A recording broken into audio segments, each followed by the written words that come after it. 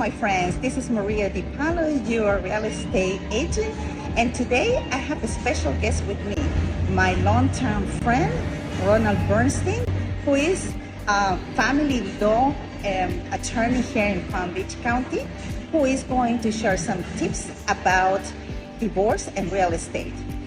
Tell me, Ron, what did a couple can face during the time of divorce in court when they're fighting for a property? So Maria, that's a really important question.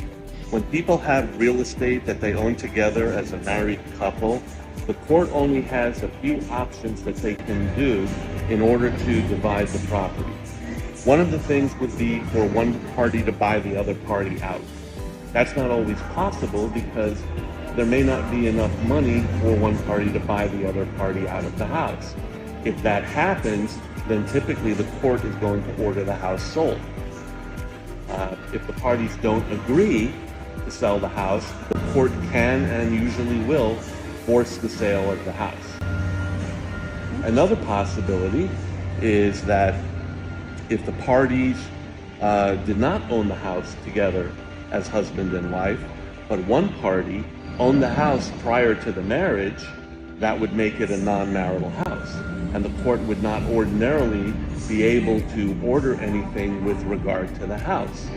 But there's an exception to that rule, and that is that if the non-marital house had contributions made to it by the party that owned that house during the marriage with marital funds or marital assets.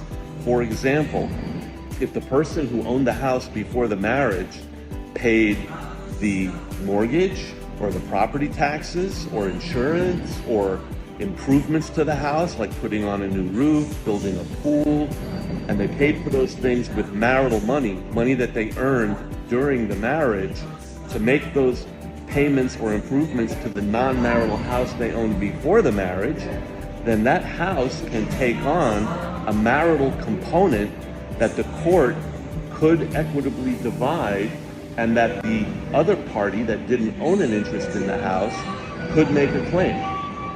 Wow. So the person that is actually in court can be facing that the judge can force the sale, they can divide 50-50, and also they can live without any property, any real estate property after a divorce is done and completed. That can happen. Another possibility is if there are children from the marriage and they own a house and the court has to order the sale because neither party is in a position to buy the other one out. Occasionally, depending on the ages of the children, how close they are to graduation or where they are in the school year at the time the divorce is happening, the court can sometimes order that one parent or the other is able to remain in the house until a certain specific time, at which point the house will then be sold. So even though if the divorce is finalized, they can still live at the property until the kids are gone to college or whatever, and then they can be able to sell the house and divide the profits 50-50 as well. That can happen as well. Okay, Ron, thank you very much for your time, and for more tips of real estate and divorce, stay tuned. We'll have him again. Bye. Bye.